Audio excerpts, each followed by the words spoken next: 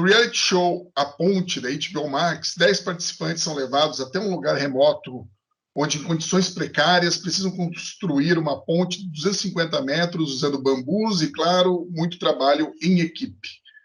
Do outro lado da ponte, há um pote de ouro, isto é, um prêmio de R$500 mil.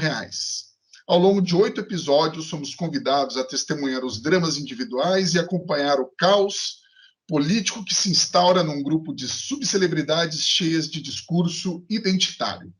Descrito com uma mistura de Lost e Jogos Vorazes, o reality show é o tema do Quarentena Cult desta semana.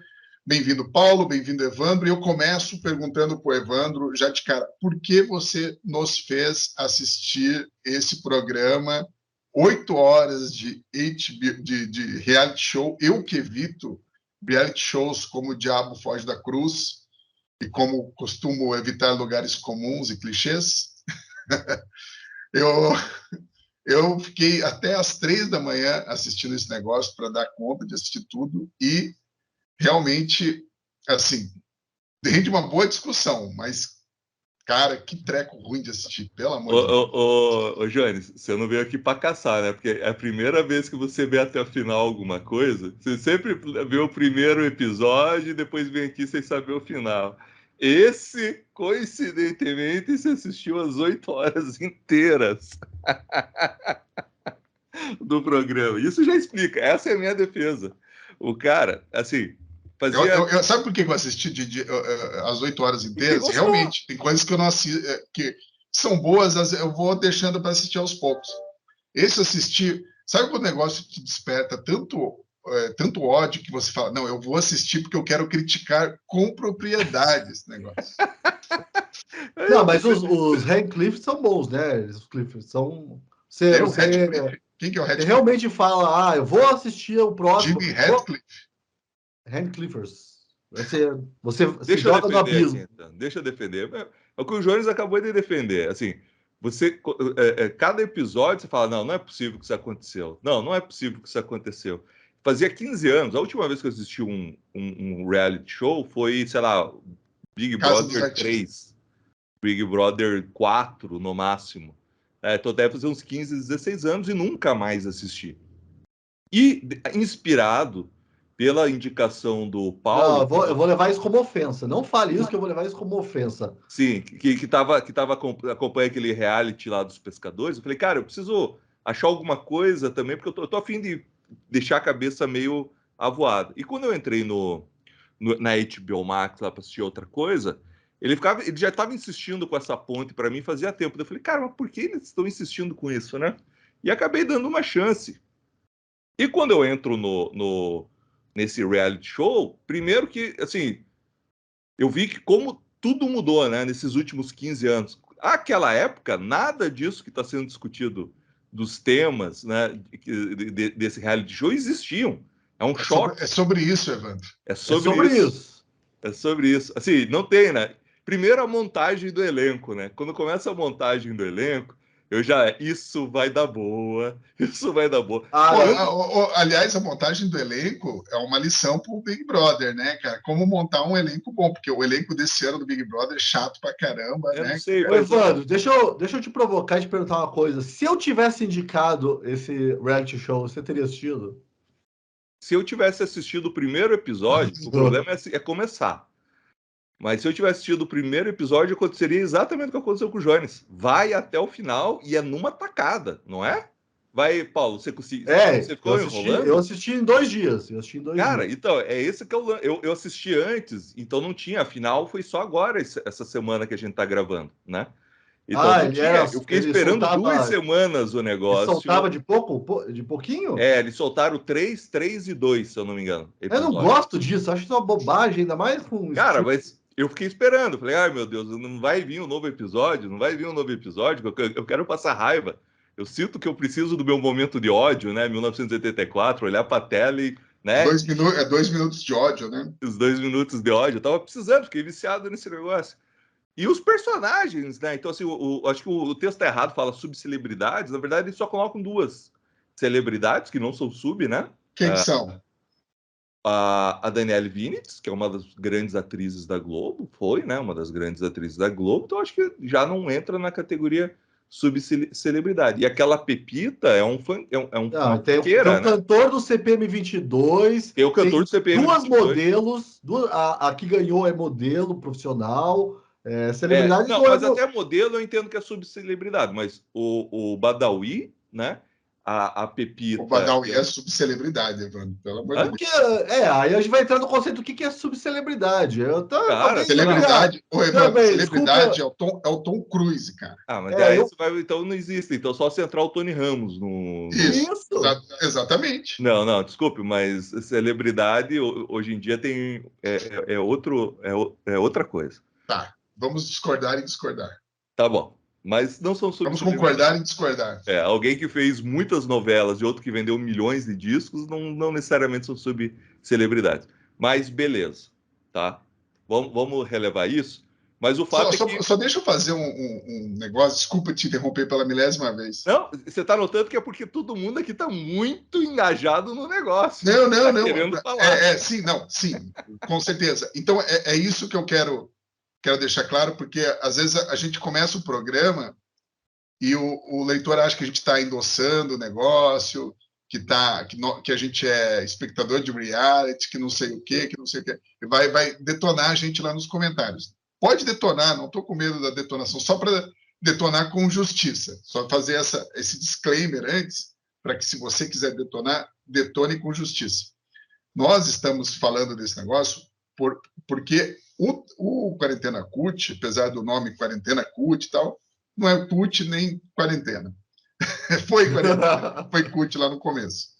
Porque esse reality show tem todos os elementos do que a gente costuma realmente tratar aqui no programa, que é a questão da guerra cultural, do identitarismo, de todas essas coisas que estão tomando conta da sociedade de uma maneira que a gente achava até pouco tempo exótica e agora está chegando às vias judiciais, né? E isso está cada vez preocupando mais todo mundo, inclusive a gente, né? Então a gente está discutindo isso daqui por isso. Então, se você quiser nos detonar, agora pode detonar. E mais para frente, acho que a gente vai entrar no momento que é... Me lembrem, por favor, quando a gente for falar do caso machismo Danielle Vinitz. Vamos falar agora. A gente já vai entrar... Cara, machistas não passarão. Tem muita coisa. Deixa eu voltar. Eu já até me perdi em tanta coisa que eu queria falar. Mas deixa eu primeiro voltar. O Jones está com 100% de razão. Veja, o que a gente tem? O resumo da coisa é: uma pessoa promete justiça, fala que vai compartilhar, pede para as pessoas votarem nela, ela vence e passa a perna na maioria. Se isso não é o Brasil... Isso é política de esquerda, é puro, né? É isso. Nossa, é eleição de um certo, né? de uma certa pessoa aí, né? Eu acho que até esse é o título, hein, Paulo? Se você quiser colocar. Qual? Ele prometeu se fazer justiça, ganhou os votos e passou a perna na galera. Boa. O que é a ponte? O ponte ele tem uma outra coisa primeiro que me conquistou e eu estou procurando onde que estão os originais, né? Porque é uma versão de um reality inglês, se eu não me engano, do Channel 4. E ele tem uma outra coisa que também era muito interessante. Como eu falei, eu abandonei os realities lá em 2004, 2005, sei lá, mais ou menos por aí. Ele tem uma coisa interessante porque o objetivo dele você tem que construir uma ponte, você está em 10 pessoas, você tem que construir uma ponte em 20 dias para chegar no objetivo que são 500 mil reais. Ou seja, você não pode tirar muita gente do jogo, porque senão você não vai chegar. E, obviamente, a produção já calculou que você tem que levar pelo menos quase os 20 dias para chegar lá. Então, ele não é um reality que é muito da ociosidade, do complô, da fofoca, sabe? Daquele negócio onde as pessoas ficam mais pelas suas características, tentando descobrir as diferenças, afinidade. Eu voto nele por afinidade. Ele é muito menos disso. Porque você realmente tem um objetivo. E ele já se constitui, no começo, uma divisão de tarefas para que você consiga fazer essa ponte acontecer, né? Então ele tem um objetivo onde a maioria vai ter que chegar no final. Não é só, né? Então, isso desconstrói toda a questão de como você faz os seus relacionamentos. E como observador, é muito interessante como você vê os papéis sendo como as pessoas vão se colocando nos papéis para conseguir chegar lá. Gente que entra no reality show quieto para construir, gente que tem liderança e só que não vai buscar liderança porque sabe que isso pode colocar ele numa posição de risco. Gente que, mesmo sem ter uma liderança natural, se torna líder. E mesmo não tendo uma liderança natural, as outras pessoas aceitam essa liderança para poder simplesmente chegar até o objetivo. Né? Então, assim, isso eu achei muito interessante. E aí você vai fazer um estudo de personagens sem cabecice. Estou falando assim, não. O papel de quem faz a cozinha. Cara, é óbvio que todo mundo vai gostar de quem alimenta. A gente é bicho. Se todo dia uma pessoa te tratar bem, você naturalmente você já consegue. Então, cada um vai ter um tipo de política, né? Você vai ter o fortão, você vai ter o estrategista, você vai ter o cumpridor de tarefa. Isso é a parte que eu achei mais interessante, Paulo e Jones. Assim, os cumpridores de tarefa, né? Você tem ali uns 3 ou 4. Cara, esses caras não vão entrar no jogo, esses caras têm um objetivo, eles só precisam que ninguém atrapalhe, né? Só que também eles não construíram a ponte, né? Eles constroem a ponte física e acabam não construindo a ponte com os demais. Mas no fim das contas, tem alguns deles, 2, né, pelo menos, que conseguiram, mas construíram pontes que não são visíveis, que todo mundo se surpreende porque eles acabam sendo beneficiados por outras coisas. Então, essa dinâmica, ela é uma dinâmica que exige que 80% do jogo seja feito em cima de cooperação, né? E a parte política, no fim das contas, ela não é tão importante, né? Porque, assim, ela foi muito importante nesse jogo, porque houve uma traição. Só ela é importante no final das contas. Eu acho que só ela é importante no final das contas, nesse jogo aí. Porque construir a ponte é um negócio fácil, é mecânico, tem as instruções lá de quantos bambus usarem. É pura política. Mas, não, então isso pode ser, porque, veja, o fato é que eles achavam que eles escolhem no final quem é o vencedor, certo? Só que eles fazem um trato lá no começo que o vencedor vai compartilhar. Então, para eles é muito melhor construir a ponte. Porque Sim. Daí eles vão receber. É como se fosse um trabalho pago. Ó, eu vou ficar durante 20 dias e vou receber X mil reais. O lance é que o político que eles confiaram passou a perna neles. Sim. Mas faz parte do jogo, né? Faz parte do jogo. Mas a política não foi tão necessária, ela não seria tão necessária se houvesse uma ligação de confiança entre eles. Não, seria super simples. Constrói 500 mil reais, divide lá, 50 mil para cada um, acabou. Mas daí, obviamente, entra um elemento humano, que o ser humano é complicado. Que bagunçou tudo e foi divertidíssimo. Agora, deixa eu te perguntar, você, Paulo, que às vezes escreve como Rebeca, você teria... Assim, eu ando buscando cancelamento. Tem um momento do show que uma travesti, que ela é muito importante no jogo ali, ela faz toda a ligação de política identitária, né? Então é muito divertido ver quando o policial chega e vê, né, a travesti e ele não pode comentar, né? Você pode ver, cara, isso que a gente vai chegar lá quando a gente falar da Danielle Vinitz, né? Você vê que todo mundo ali ou comemora ou se cala. Mas eu acho importante falar, né, desse travesti, pode falar? Acho que pode falar travesti, né? Só chame ela de a travesti. Então, Pepita, né? Pepita, é funkeira. Olha, o que eu tenho para falar sobre ela são palavras duras, na verdade.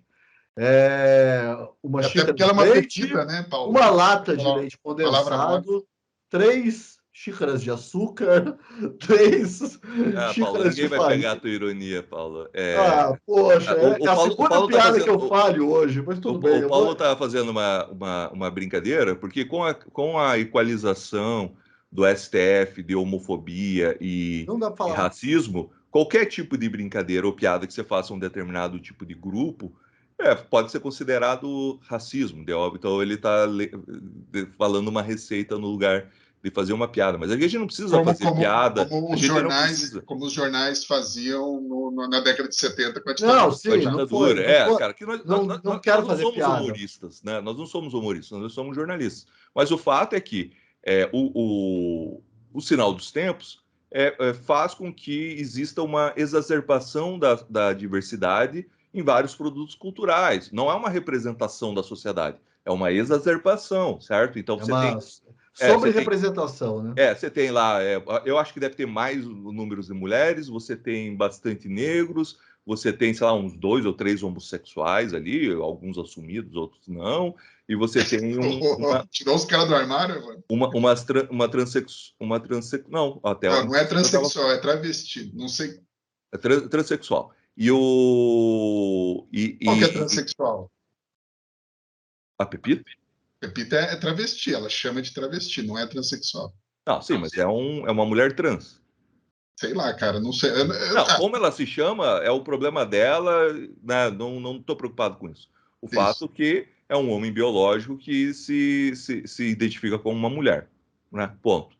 E é uma funkeira conhecida, enfim, e representa esse gênero fluido. Você conhecia, cara? Hã? Você conhecia?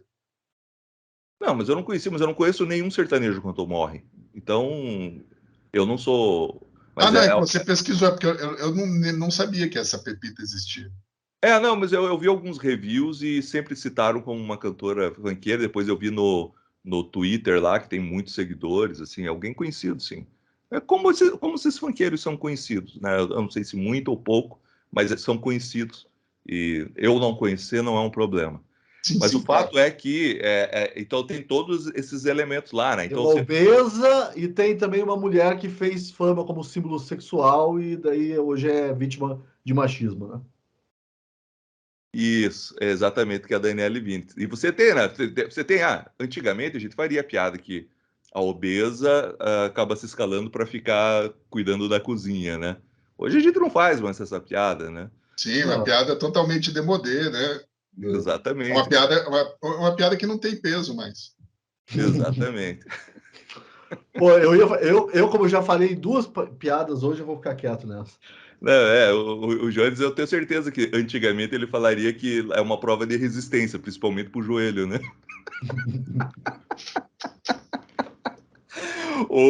Mas a gente não faz isso. Inclusive, tem uma hora que ela quase destrói a ponte. Ela vai lá. Pior que ela vira, só para o espectador saber, ela vira líder e daí levam ela para inspecionar a ponte. Ela que nem não tinha pisado na ponte ainda. A ponte. Essa é.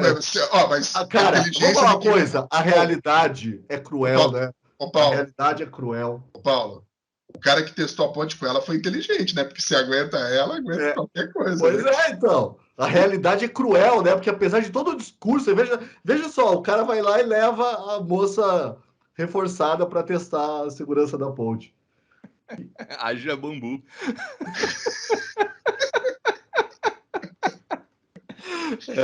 Então a ponte é de bambu, não é de titânio, né?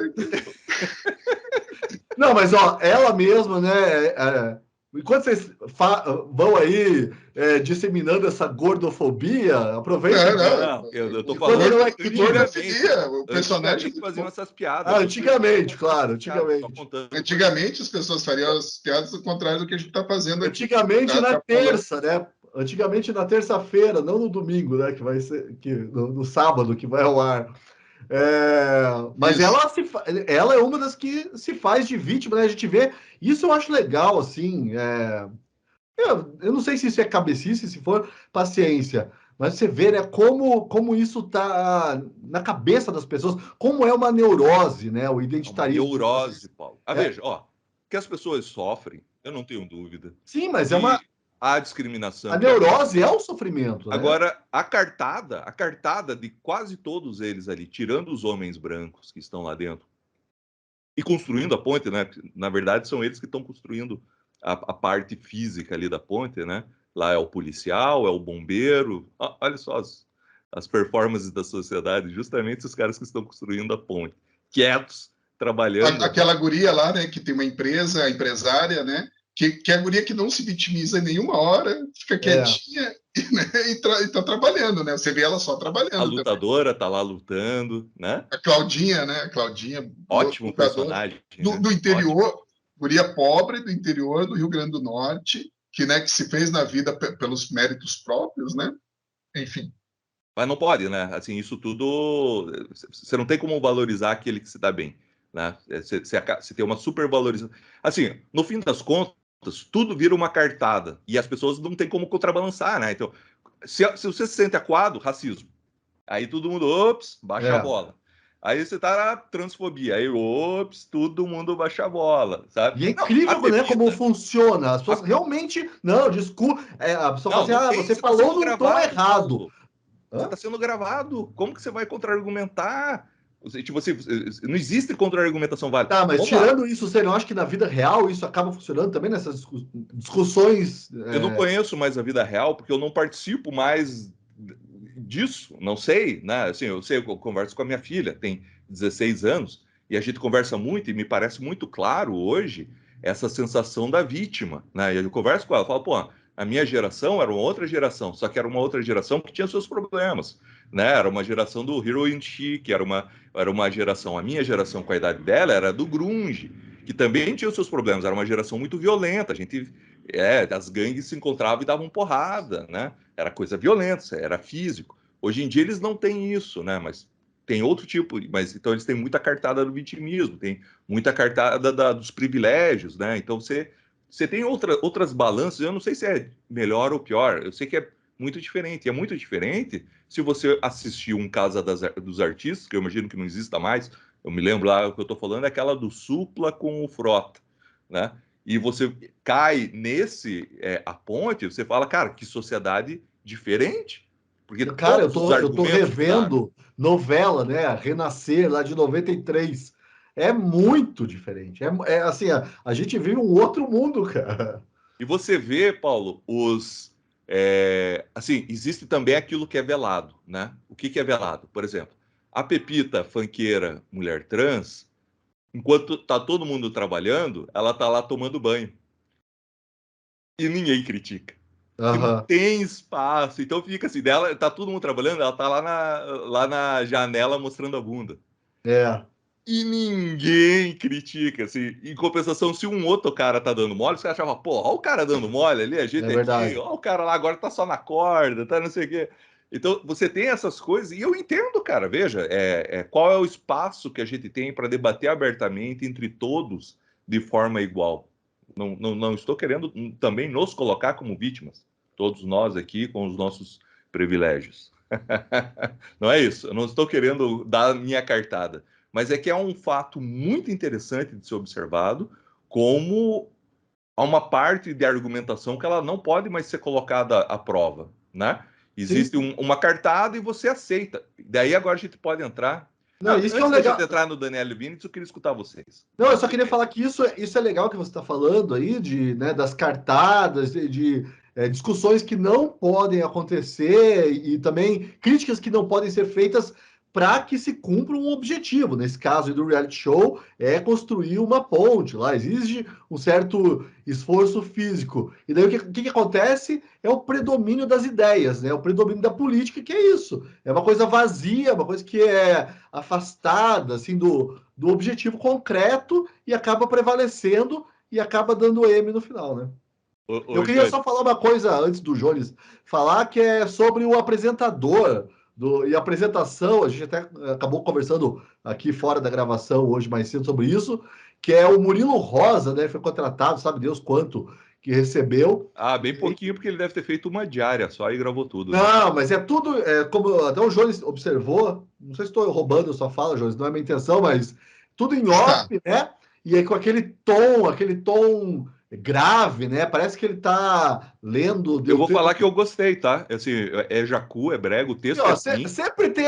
eu fico me perguntando por que fazem isso. Tá aí. Sempre tem alguém que gosta disso. Porque, você vê, como eles não têm... Eu já vou puxar para você, tá, Jones? Desculpa. Mas é que, como eles não têm os recursos da Globo, o que vocês podem notar muito claramente? A Globo, ela consegue contar todas as histórias que ela quiser sobre um personagem, porque ela tem muito recurso, ela tem muita câmera, então ela constrói.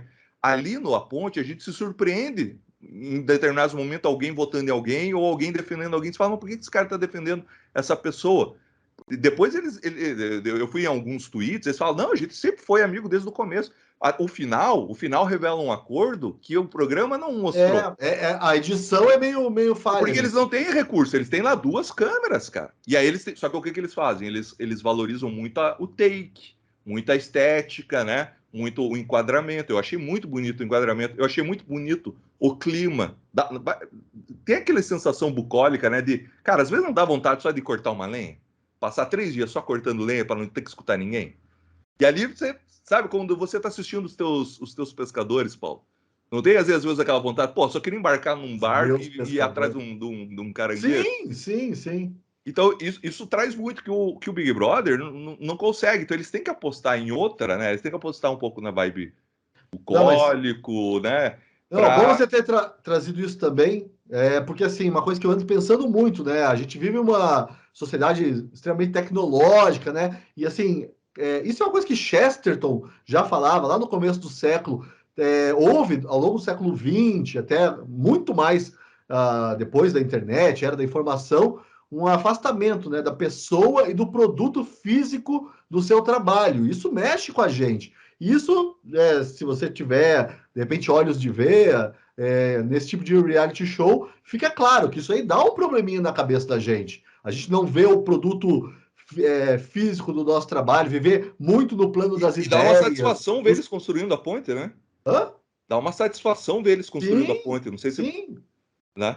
E aí, vou deixar o Jones falar aí, que ele tá... Não, antes aqui, o Jones já vai falar porque ele vai brilhar. Então, assim, eu tô segurando aqui a audiência. Daqui a pouco o Jones vai falar.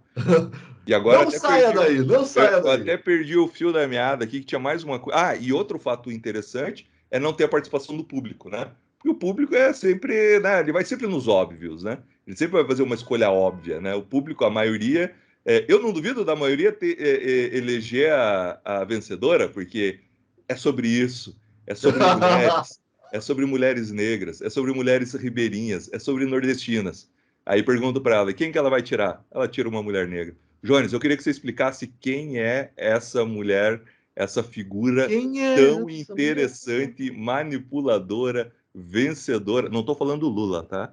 Quem é essa figura? Explica para mim, cara. O que você achou dela? Explica para mim. Eu quero entender ela. Eu quero entender. Paulo, isso aí que você falou, você citou Chesterton, não sei o quê. Que mané Chesterton, cara? Quem fez isso foi o criador do Beavis and Butthead, lá naquele filme Como Enlouquecer Seu Chefe, que o herói do filme, no final das contas, ele larga o emprego dele, que era super intelectual, e vai trabalhar limpando o resto de incêndio, em construção e tal. Lembra disso daí? Eu tô para ver esse filme, tá na minha lista, mas eu não vi ainda. No final do filme ele se enerva lá com tudo e vai. Daí ele é super feliz, assim, eu tô aqui só carregando as coisas com a pá, dando enxadada e tal. É isso, cara. Tipo, o trabalho braçal às vezes é libertador. Eu fico. Aqui eu moro aqui no quinto andar e estão construindo um prédio aqui na frente. E, cara, às vezes termina o trabalho, eu já estou pensando na pauta do dia seguinte, porque o nosso trabalho é tipo Sísifo, né? Carregando a pedra montanha acima, né? Todo dia rola para baixo e você tem que carregar ela de volta. Porque no dia seguinte começa tudo de volta, as notícias não param, né? E você tem que pensar em pauta, como que eu vou abordar isso e tal. E eu fico olhando assim, às vezes os caras lá, tipo, porra, eu queria trabalhar, fico observando aqueles corpos musculosos, né? Aquela brodagem. Aqueles caras sarados trabalhando. Não, mas daí você... de obra, né?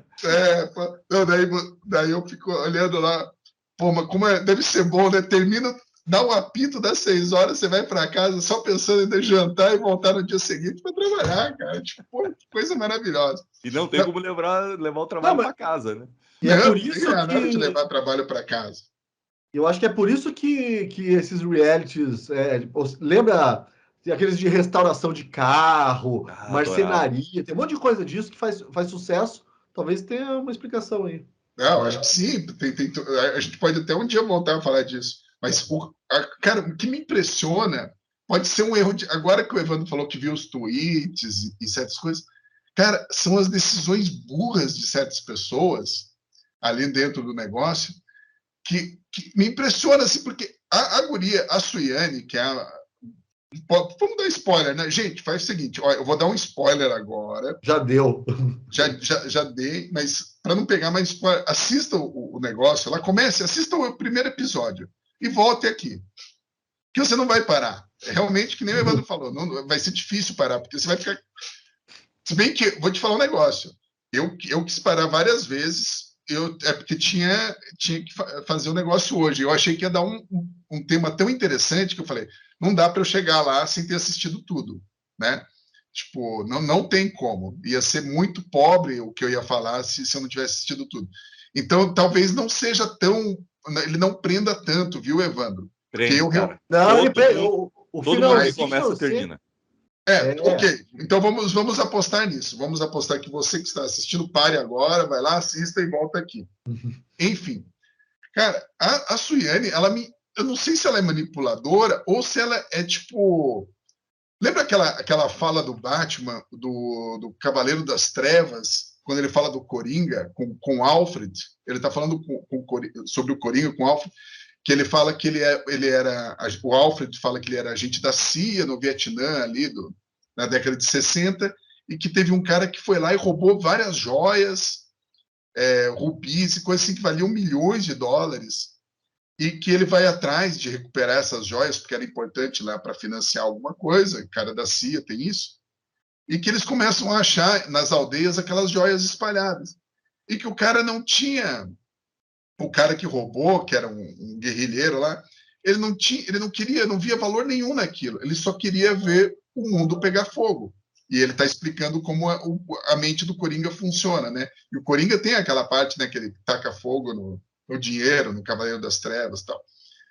E, cara, é meio isso aquela guria, né, a Suiane. Ela assim, as decisões dela não tem muita lógica. Ela não é maquiavélica. Ela não é maquiavélica, até porque se tivesse lógica... Cara, é isso que o José está falando. Aqui no maquiavelismo tem uma lógica, né? Tem uma lógica. Você tem...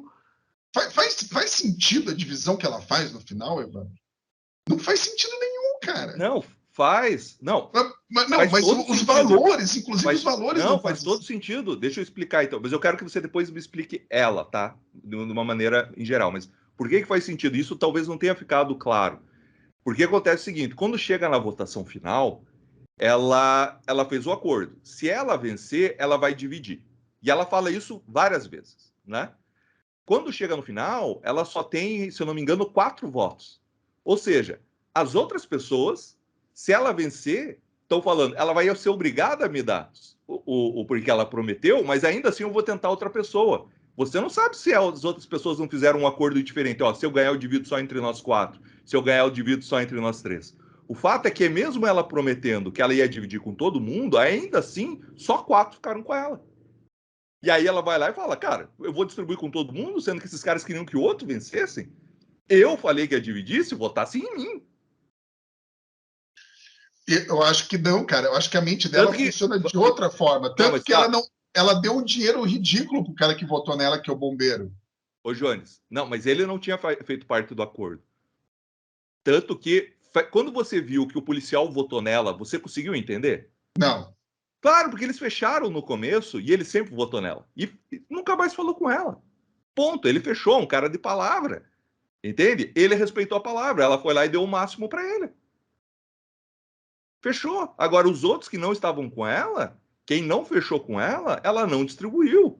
É por isso que você está falando, cara, não é caótico. Ela fez a conta. A Polly não votou nela. A Polly, a melhor amiga dela, não votou nela. Ela foi lá e deu 5 mil. A Polly ficou puta. Ela não tem direito de estar puta. Porque ela estava contando que se a outra ganhasse, ela teria. Ela apostou em 2 pessoas. Ela apostou, se a outra ganha, eu ganho. Não preciso votar nela. Eu vou votar em outra pessoa que talvez eu ganhe mais? Não sabemos. Porque eles podem ter feito. E a direção não conseguiu mostrar porque não tinha câmeras suficiente para mostrar. Cara, eu dei uma olhada na equipe de produção. Tinha bastante gente ali, hein? Eles não conseguiram contar para a gente o acordo inicial entre eles. Que foi o acordo de, sim, que ela vai dividir e quem estava com ela. Ela fala faltou isso. Esse flashback, né? Que nem tem não, porque eles não outros tinham, programas, né? Cara, não tem imagens deles à noite quando desliga. E ali não é igual ao Big Brother, fica tudo sempre sendo registrado. Não tem essas imagens. Eles não têm equipe para isso. E vão ter 2, 3 equipes no máximo. Cara, é uma produtora independente, né? Tentando que vendeu para HBO. Então, assim, faz sentido a escolha dela, não faz sentido pra gente quando chega ali como telespectador. Mas eles se entenderam. Você viu que quem recebeu o máximo falou, cara, era o acordo. Mas você consegue entender por que ela, por exemplo, esconde aquele primeiro segredo? Eu até entendo um pouco o primeiro segredo, que só vai ter um vencedor, e ela até fala, né? Eu vou esconder isso daí porque eu quero que todo mundo continue trabalhando, né?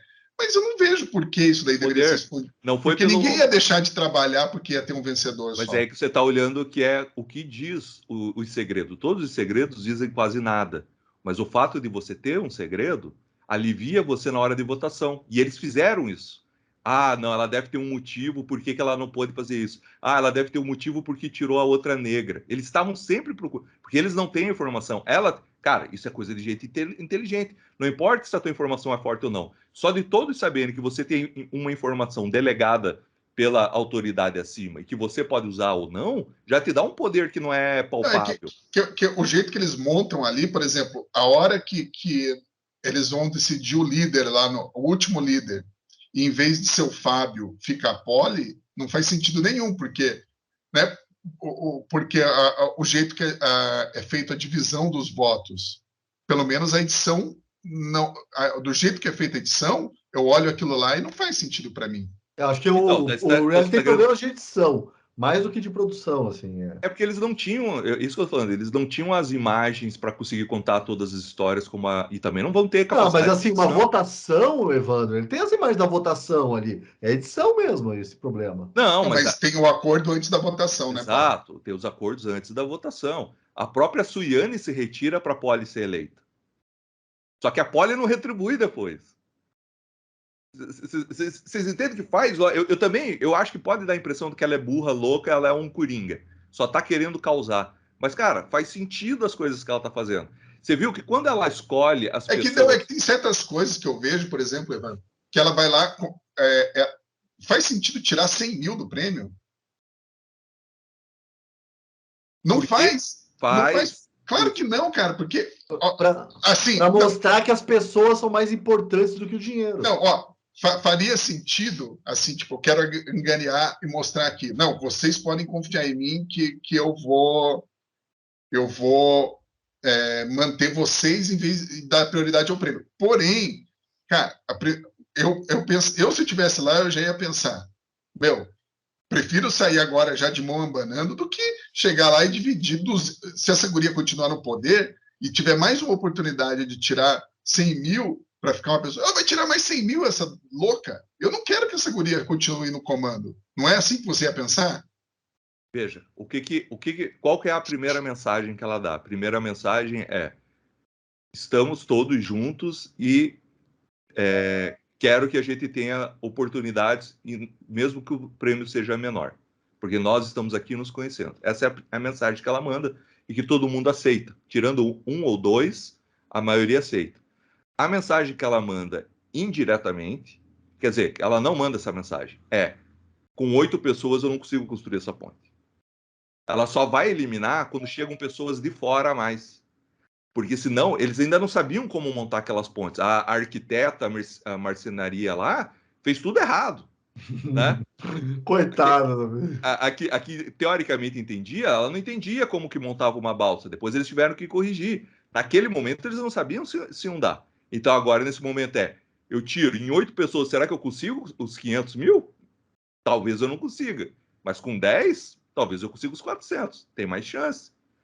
Então, veja que não ela pode não ter sido nem intencional, mas todas as escolhas dela, quando ela tira a concorrente negra, alegando que ela é negra, olha o duplo pensar que ela faz ali na galera, e a galera reage pensando, não, mas ela deve ter um motivo para isso. Tem um segredo que provavelmente a gente não sabe. Olha como ela consegue usar o segredo para não inventar. Depois, isso é muito bom, porque os dois que ela elimina, eles saem e eles têm direito a pegar 10 mil ou mandar uma carta contando qual era o segredo, né?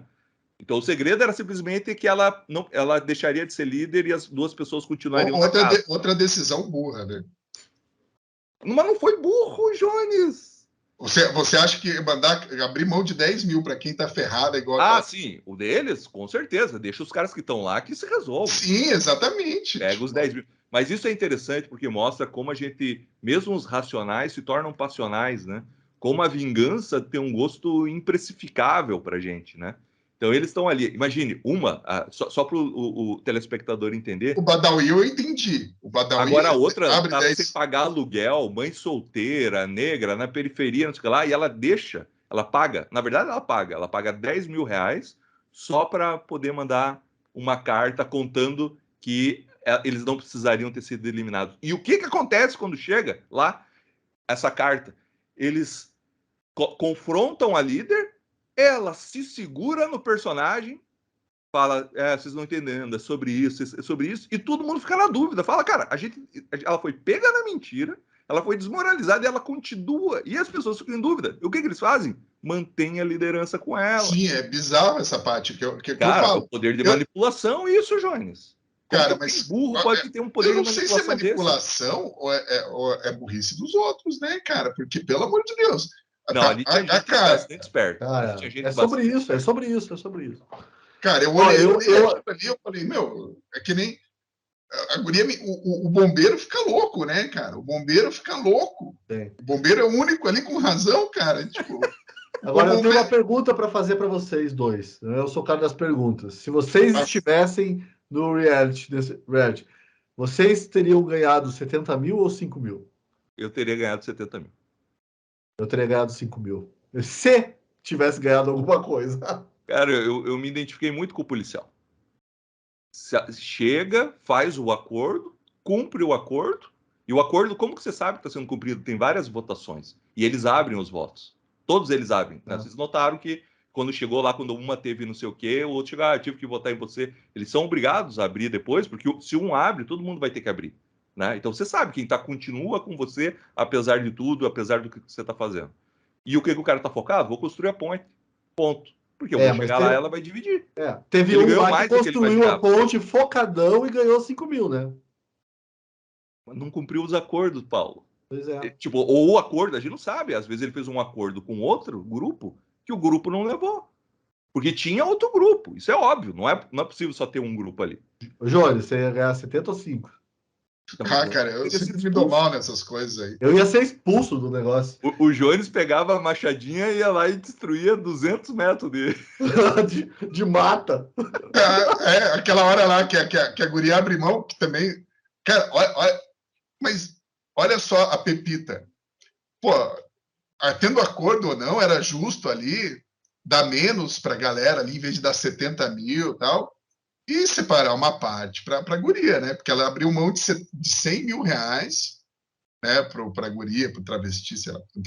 Abriu mão de 100 mil reais, que ela podia destruir 30 metros de ponte e ganhar 100 mil reais. Né? Não, esse dinheiro vai vir amaldiçoado, não sei o quê. Me dá esse machado, né? Me dá gasolina que eu boto fogo nessa fonte. Ela afunda até esse barco que sai nadando, né? Eu acho que quem deveria ter ganhado era a Polly mesmo, porque ela engoliu muito sapo, né? Ali. Paulo, ela fez o núcleo dela, tanto que ela teve votos, ela teve 3 votos, né? E ela era a última líder. Assim, mais uma piada que não funcionou hoje. Caramba, cara, hoje tá difícil. Mas uma piada boa que talvez funcione, né? Não tô querendo dizer nada, né? Engoliu muito sapo, kkkk. Boa, Paulo, nossa. Jones, eu vou ouvir de piada de você, tá bom, beleza. Tá bom. Cara, você sabe qual é o animal, né, que não gosta da manhã? É o rinoceronte. Isso é uma boa piada, Paulo. Tá, agora, ô Jones. Não, Paulo, o Jones já até que falou bastante, você que tá mais quieto. Explica o caso Daniele Vinitz pro nosso leitor. Paulo, você que tem que explicar esse caso. Cara, a explicação por isso, assim, é que as pessoas ouvem tantos clichês, e tem esse ambiente todo de vitimismo, que as pessoas ficam buscando alguma coisa, um clichê para usar, para chamar de seu, e para usar nesse momento. É uma cartada, como você disse. Só que ela nem entende o clichê. O domínio, assim, o clichê é um negócio que não tem nenhuma conexão com a realidade. É um monte de palavrinha junto, vira um slogan, né? monte de palavrinhas que tem um sentido ali político, e a pessoa não tem a menor ideia do que aquilo significa no final das contas, ela só repete. Aí tem um certo momento explicando para o espectador que a Danielle Vinitz ela é expulsa? Não, tem uma palavra. Ela foi votada por 2 pessoas para ser expulsa. Ela é votada, ela é eliminada, e daí ela dá a cartada dela de algum tipo de identitarismo, que ela tem para falar. E daí ela implica, ou pelo menos, assim, para nós espectadores, como você disse, né, não tem tanto recurso assim, para mostrar se houve alguma coisa, mas assim, fica muito claro que ela não foi vítima de machismo nenhum. Aí ela pega e sai gritando: machistas não passarão, infelizmente. Ou seja, ela não tem a menor ideia do que significa o slogan machistas não passarão, né? Com esse Aliás, essa semana eu estava pensando nessa questão dos slogans da esquerda, que o slogan é uma maneira de reduzir, né, as coisas a um slogan, né? Reduzir coisas complexas a um slogan, por exemplo, né? Do caso do aborto lá da menina de Santa Catarina, criança não é mãe. E é um bom slogan. E é um slogan que deve ser seguido à risca, né? Tipo, criança não é mãe. Mas ali é uma situação, eles reduzem uma situação complexa que tem um monte de coisas. Criança não é mãe. E estuprador não é pai. Com coisas que todo mundo concordaria, né? Eles transformam em slogan e tentam encerrar a discussão com um slogan. É a mesma coisa do machista não passarão. E daí o cara vai lá e fala: pô, mas eu não sou machista, eu não fiz nada de machista. Cara, e aí, o cara ficou pé da cara, né? O cara ficou. Sim. Você viu que ele ficou tasmania das ideias ali. Mas aí que vem a minha parte. Não, ele ficou pé da cara dele, falou: pô, eu não sou machista. Todo mundo: não, você não é machista. Ele, então agora eu também vou tirar sarro só para ver o que dá. E todo mundo: não, você não pode falar sobre isso. Ele engole seco. Aí ele não fala mais em machismo, porque ele fala: puta, nem desabafar que você está sendo vítima de uma injustiça, você pode, cara. Ô, Jônio, você quer um slogan melhor do que Black Lives Matter? Óbvio que Black Lives Matter, né? Vidas negras importam, mas é uma coisa tão mais complexa do que isso. Reduzem. Sim, isso daí vem do estilo de propaganda da União Soviética, né, cara? É que o comunismo morreu, né? Qualquer um falar em comunismo, até hoje, teoria da conspiração. Como a esquerda... Ontem a gente falou isso, a gente está gravando terça-feira, eu fiz ontem um programa com a Cris sobre esse negócio do aborto. É incrível como a esquerda consegue manipular, reduzir, usar a linguagem para reduzir as coisas mais complexas a uma causa... É isso, Paulo, mas é isso que é esse programa. O programa inteiro sobre isso. Quem escolhe ir para a cozinha? A Polly, uma mulher negra e gorda. Ela escolhe, ela cozinha bem. Aí quando falam, pô, mas você tem que ajudar a quebrar lenha. O que ela faz? Ela fala, isso daí sei lá, alguém falou, mas ela deveria ficar na cozinha porque faz bem. Dela, isso é racismo, porque... ela fala, você está me reduzindo ao papel que sempre os negros tiveram, de ficar na cozinha. Vai ter elogio, daí beleza. Então vai lá quebrar o negócio. Daí ela fica lá, eu quero voltar para a cozinha. É o lugar onde me sinto confortável. Ela fala isso. É o lugar onde eu me sinto confortável. Cara, qual que é o problema de uma pessoa negra e gorda gostar de gastronomia? Né? De ser uma pessoa que come bem, que cozinha bem e tal. E eu acho que associar isso a racismo, né, ao passado e tal... É uma neurose. Isso é o racismo, né? Isso é a pessoa não poder ser o que ela quiser, o que ela gosta, onde ela se sente confortável. Não, mas isso é racismo. Que loucura, cara, que loucura. E até porque ela não foi imposta, ela que queria, né? Isso, só que quando... foi imposta. Exatamente. Não foi. Então, eu acho que é isso. Assim, por isso que eu defendo, eu indico com veemência para os nossos telespectadores 2 coisas. Primeiro, assinar a Gazeta do Povo, para ajudar a gente a continuar aqui, fazendo novos programas. A gente precisa muito da assinatura, para a gente poder fazer esse tipo de crítica cultural em cima de produtos pop e que tem muita relevância. A gente precisa do apoio da assinatura de cada uma das pessoas que ouve a gente aqui, gosta do conteúdo, e não precisa concordar 100% com a gente não tem a razão, nós somos só jornalistas profissionais tentando dar um olhar contemporâneo com as discussões atuais sobre os produtos, e podemos errar também. E outra coisa, né, Evandro? Não prometemos neutralidade, mas prometemos honestidade. A gente aqui é isento de imparcialidade, né? Então, ajude a gente, e a outra assista a Ponte, é um microcosmo do nosso debate atual, principalmente entre os jovens. Isso eu acabei sobre isso, Evandro. Acabei nem falar só rapidinho para a gente ir para as indicações já. Olha só, porque eu até... a palavra mais a frase mais usada no programa é sobre isso. Que eu coloquei na apresentação aí que é uma mistura de Lost. Eu não vi nada muito parecido com Lost, mas é que eu li isso em algum lugar. E os Jogos Vorazes, eu também não. Eu sei o que é, mas eu nunca assisti Jogos Vorazes. Então você viu, não concordou e colocou na apresentação. Calma, é que eu ia colocar uma outra referência que eu achei que pra gente é muito mais distante, que é o Senhor das Moscas. Que eu acho que a inspiração original desse A Ponte aí talvez seja o Senhor das Moscas, com esses Jogos Vorazes, que tem uma hora que a Polly, né, diz até comece os jogos, e eu sei pelo menos que esse que comece os jogos é o sei lá, o catchphrase desses Jogos Vorazes. Eu acho que tem novidade, cara. Eu enxergo uma novidade. Veja, ele me lembraria muito mais o No Limite, lá, que foi o primeiro reality show brasileiro, mas ainda assim o No Limite era ou é grupo ou é o indivíduo. Ali não tem como ser. Ali tem que ser um trabalho em equipe com 10 pessoas para chegar no final. E durante esse tempo, você vai ter que construir seus votos. Isso é muito claro para eles desde do começo, né? Então, assim, é muito interessante. Você não tem um fator externo, você não tem um fator de popularidade, ou seja, você pode mentir, você pode manipular, porque quem está de fora assistindo não vai poder votar. Então, você tem essa liberdade, que para mim foi o que ela fez intencionalmente, né? A vencedora.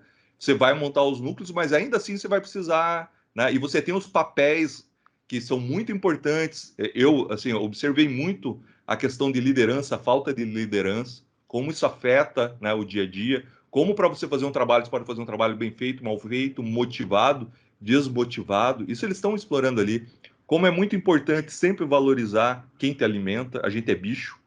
E se você, cara, é impressionante. Se durante 10 dias alguém pagar o teu almoço, não importa se você gosta ou não gosta da pessoa, você cria um afeto.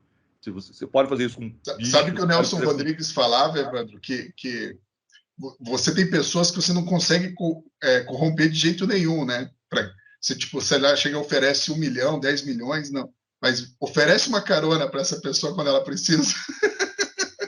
É sobre isso, Jones. É sobre isso. E fica a dica aqui para o Boninho, né? Tire o voto popular, que vai melhorar o Big Brother bastante. Vamos para as indicações. Todo programa tem sua dinâmica, né? Isso é interessante. Isso. Vamos para as indicações, então? Ou é que eu não assisto nenhum. Eu vou começar com as indicações, tá?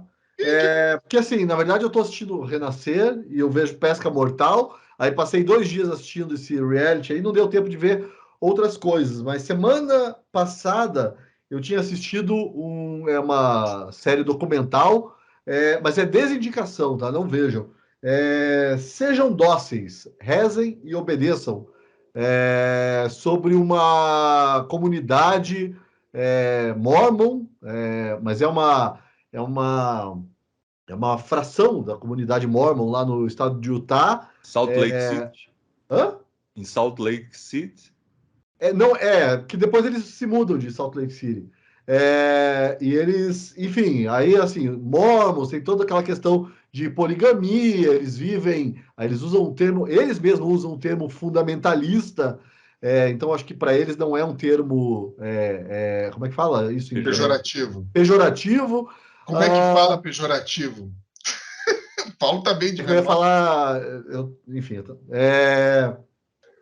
E aí esse documentário mostra, ali fica mostrando, que absurdo, poligamia. Tem toda uma questão também de crianças sendo casadas,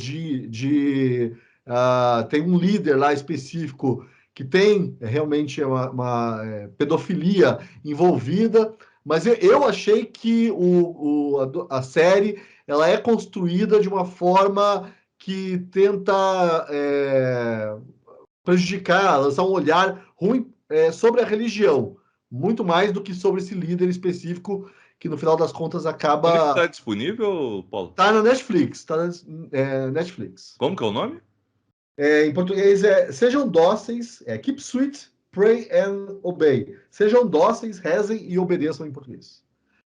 Mas eu acho que tem uma questão de liberdade religiosa de fundo que o documentário opta por não explorar e daí reduz tudo a um caso sexual. Isso fica muito claro, até porque no final das contas, várias pessoas que saíram dessa comunidade, que acusaram esse líder, elas não saíram da comunidade. Então, todos aqueles valores que para a gente pode ser chocante, como poligamia, para elas ainda continua valendo.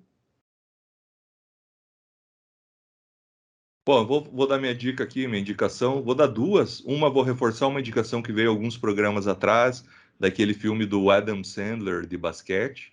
É um feel-good movie, né? É aquele filminho de aquecer o coração. Me lembrou muito a vibe anos 80. Para velho como a gente, ele parece ser muito clichê, mas eu não sei se hoje em dia aquela história está sendo contada, né? Que é uma história de Rock Balboa, né? Você tem um azarão que vai Eu quero ver. vai passar um desafio e talvez tenha. E você não tem dúvida nenhuma que como vai ser o final, sabe? Ele não dá nem suspense, assim. Você vê Mas como diz tá o sendo nome do construído. filme, Evandro. O nome do filme eu não lembro. Deixa eu pegar aqui. Eu também não. Pera aí. Filme Adam Sandler Basquete. Tem na Netflix, Arremessando Alto. Talvez seja também. Eu gostei do filme, acho que não tem nada de errado com o filme, sabe? Pro tipo de filme que é. Ele tem uma história clichê de superação, mas uma história bonita, clichê de superação. O Adam Sandler voltando. O Adam Sandler já está se tornando um dos maiores atores do cinema, assim, sem sombra de dúvida, porque a gente não, tirando o Paulo, as pessoas não gostam das comédias dele, mas ele faz muito dinheiro com comédia. Eu gosto. E aí, quando ele faz filmes que não são comédia, esse não é drama, tá? Ele tá num papel que é bem o meio termo entre o drama e a comédia. Não dão dinheiro para ele, mas ele vai muito bem. Não, tem o Joias Brutas, que você gosta. E tem aquele filmes... Rain Over Me, eu não vou saber o nome em português. Legal, que é bem bom. Que é sobre uma superação do 11 de setembro, que mostra um pouco o Shadow of the Colossus, como que você faz para superar uma grande adversidade. E o melhor de todos, que é o Punch Drunk Love, Embriagado de Amor, que é um filme incrível, um dos melhores filmes que eu já vi na minha vida. E ele é esse ator que consegue entregar isso. Ele consegue entregar o drama pesadão, Punch Drunk Love.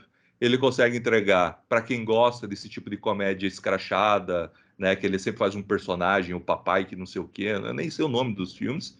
E agora ele está entregando um papel que para mim é novidade, que é um papel sereno.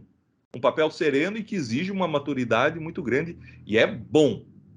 Pense num cara bom. E primeiro que também, outra coisa também que me interessou, porque como eu sei que ele gosta muito de basquete, porque o stand-up dele, que tem na Netflix, tinha pelo menos, eu gosto muito daquele stand-up dele. É um stand-up onde ele é tipo um estilo Seinfeld. Ele faz piadas, só piadas leves e são engraçadas. E ele canta, e ele tá com aquelas roupas de basquete, e ele fala muito de basquete. Então eu imagino que isso seja algo pessoal. E tem um monte de estrela do basquete no filme também, assim, então ele conseguiu fazer uma política para conseguir... Joias Brutas tem o Kevin Durant, né? Tem, nesse tem vários. Os caras interpretando ele mesmo, os caras fazendo papéis, que, cara, todos parecem atores, assim. Muito bom. Nossa, agora eu falei muito bom. Não era muito bom, era bom. Mas talvez seja bom. Então, às vezes a gente fala assim e o negócio vai melhorando. Agora gostei mais do filme, então fica a recomendação. Nem vou dar minha segunda indicação, vou guardar para a próxima semana. Isso. Porque eu acho que eu me estendi demais. Vai lá, Jones, brilha. Brilha. Não, vou dar uma indicação conjunta. Uma história, não precisa nem ler o livro inteiro. O livro é cheio de histórias, contos, que é a História Universal da Infâmia, do Jorge Luiz Borges. Leia o conto dele, que é o Kotsuke no Suke, que é a história dos 47 Ronins, e veja o filme, que é com Keanu Reeves. É uma história tradicional do Japão, que é a história de um senhor de terras, né, um senhor lá um pedaço lá do país, né, do feudo dele, que é desonrado e tem que cometer o harakiri. Só que ele foi desonrado de uma forma muito, no conto, muito boba, né? Ele não deveria ter sido desonrado por aquilo. Porque ele foi tratado muito mal e uma hora ele explode e dá uma espadada na cabeça do cara, mas não mata nada. E os 47 Ronins dele saem querem vingança. E a história é muito legal porque o cara ele abandona a família, ele começa a frequentar, ele vai para Tóquio, começa a frequentar lá os lupanares, é visto bêbado, e todo mundo pensa, esse cara não vai procurar vingança, né? Esse cara tá aqui na rua, caído no próprio vômito na sarjeta. E só que daí, como você descobre no final do conto do Borges, que isso fazia parte da estratégia do Ronin para que ninguém se preocupasse mais com ele, para que ele pudesse, enfim, buscar a vingança. Pô, você tá falando da Suyane? Eu pensei a mesma coisa.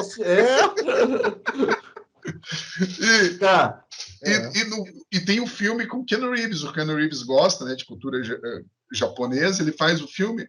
O filme tem uma solução melhor para a desonra do dono do feudo. Só que o filme é ruim. O filme é baseado no conto do Borges? Hã? O filme é baseado no conto do Borges? O conto do Borges é baseado nessa história tradicional do Japão. Ah, tá. Em que ano que se passa, Jones? Em 1700. 1700 e alguma coisa. Keanu Reeves? Keanu Reeves. Boa. Viu, Paulo? Não é tão difícil. Tchau para vocês. Tchau para vocês. Tchau para vocês. Tchau. Não, fica aí, Paulo. Fica aí. Uma receita agora. Vai lá, 2 pudins, um manjar. Tem aquela parte do banquete, né, cara? Lá durante o programa que eles recebem o banquete. Muito bom. Realmente, eu estou meio desacoiçoado das ideias, porque eu tive que ficar acordado até tarde para assistir, mas valeu a pena. No final das contas, rendeu um bom papo. Isso que a gente não falou, eu queria ter perguntado, quem deveria ter ganhado para vocês? Quem vocês acham que deveria ter ganhado? O Diego, policial, ou o Fábio? E você acha, Paulo? Idêntico. Como a nossa cabeça de branco privilegiado sempre valoriza a meritocracia, né? Eu também. Quem trabalhou, pô. Não, até a Poli não seria ruim, porque ela alimentou a galera lá, né? Parte importante. E eles mesmos reconhecem, né? Uma hora o Diego fala, né? Isso é tão ou mais importante quanto o nosso trabalho. De fato, né? Se não tiver bem alimentado, como que eles vão fazer lá o trabalho? E ela estava fazendo milagre com pouca comida lá, né? Mas é isso. É sobre isso. É sobre isso.